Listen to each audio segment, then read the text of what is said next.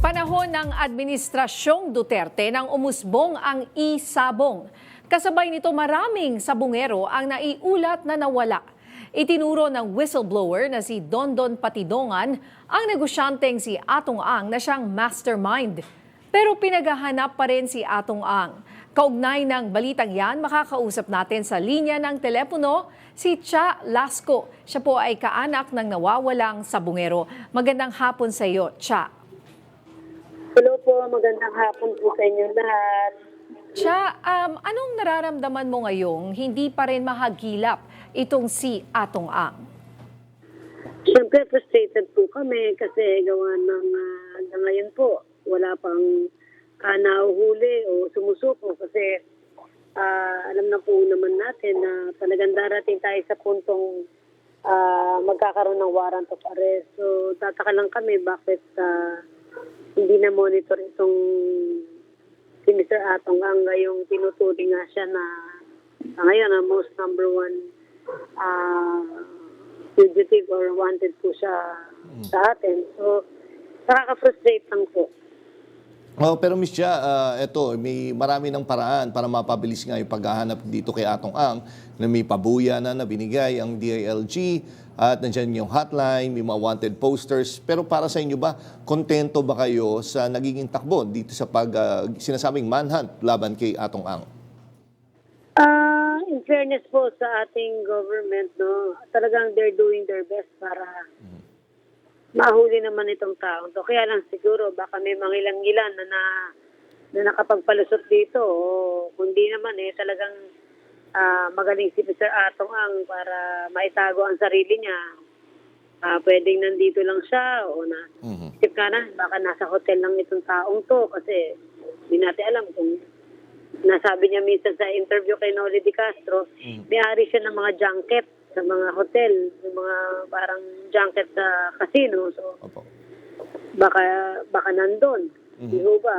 Hindi naman. Sabi naman ni Mr. Patidongan ay siya po ay baka may mga lugar na pag-aari niya na tanging mga anak nila nga nakakaalam. So, yun ho yung aming mga natatanggap na balita. And meron din naman ho nasabi si Mr. Patidongan na nung minsan ho silang pinagtago ang pareho ng kapatid niya dun sa lugar ng Cambodia, maaring nandoon. So, marami hong naglalaro sa isip natin kasi sabi nga natin, di ba, parang masyadong mailap itong taong to, masyadong maraming pwedeng gawin na para umiwas lang dito sa warrant of arrest. Opo.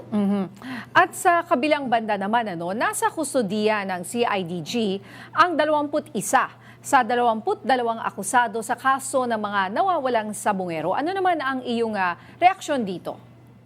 Kami po ay nagpapasalamat kasi itong mga pulis na to na naging accessory to the crime at may direct participation din sa naging krimen na to. Ito yung mga pulis na nagpagamit para maisakatuparan yung krimen na to. At ito yung mga binayaran, whether they will admit it or not, sila yung mga taong binayaran ni Mr. Atong Ang para kunin yung mga buhay ng aming mga kaanak. So kami ay natutuwa na finally sila ay nakakulong, non-bailable. So iniintay na lang namin na gumulong itong kaso, ma-arrange sila. And then siyempre, prayers namin. So, dalawa man lang makapag sabi ng katotohanan, baka makonsensya sila. So, yun ang prayers namin. Ganon din doon sa Napolcom, kami nagpapasalamat na talagang tinanggalan sila ng benefit, no? At tapos yung kay General Macapas, sa totoo lang, napakalaking ginawa niyang kasalanan sa amin kasi yung pagkuha niya ng ebidensya. At hindi magandang ehemplo na turingang general.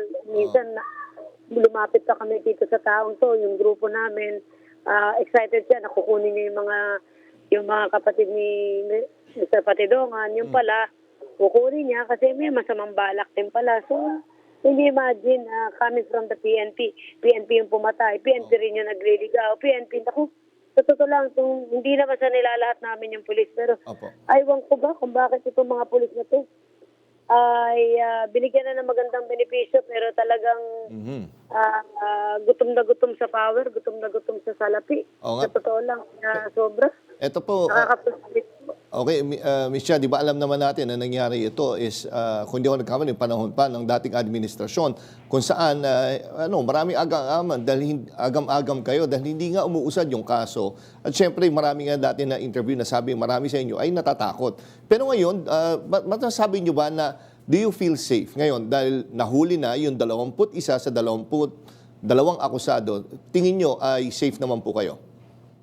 Lahat po kami ay, totoo lang, di kami natatakot dito sa mga kumuha sa aming mga kapatid. Kasi ano ba naman dapat namin ikatakot? So kami pa ba naman ang matatakot? Gayong kami na ang ginawa ng krimen? Parang, sa naman ang justice doon, di ba? Mhm. So, tama po kayo, noong mga panahon ni President Rodrigo Duterte, ilang beses kami sumulat dyan, ilang beses kaming humingi ng tulong. May mga kaibigan pa ako sa PNP, sa mga kapitbahay na hiningan pa ng tulong. Pero sadyang wala eh. Mhm. Talagang hindi nila ginagalaw. Even sa media, Mhm. wala sa aming pumansin na talagang yung tututukan yung kaso namin. Talagang mailap yung naging investigasyon. Ganon din sa pulis, sa NBI. Punta kang NBI, sasabihin, itinapon na lang daw yung kapatid namin, ito raw ipinakain sa buhaya. You know, yung mga authorities na to, imagine, maririnig mo sa kanila yung. Kaya, looking back, talagang yung pinagdaanan namin, talagang masaklap po. Opo. Ngayon lang namin naramdaman yung talagang kumikilos, and we are very thankful kay PBBM, kay Secretary Remulla, kay General Eli Cruz of CIDG. At that time, he was the one talagang tinutukan kami, kinumbinsi kami na kasuhan nyo, ganito, ganyan. Nagpapasalamat ko. May mga pulis pa rin at may mga government official pa rin na talagang gustong linisin eh. Kasi awang-awa na rin siguro sa amin dahil nakapagtataka na hindi ma-solve ito. Oo Di nga. ba? Yun nga, Yung nawala po yung kapatid ko eh. Magmula sa barangay, hirap kaming kumuha ng sa San Pablo, Laguna. opo. Yung chief of police doon, hirap kaming kumuha ng information. Pinuntahan niya kami after 1 month. Can you imagine? Yung lugar na pinangyarihan eh. Aha. Isang kembot lang, 5 minutes lang.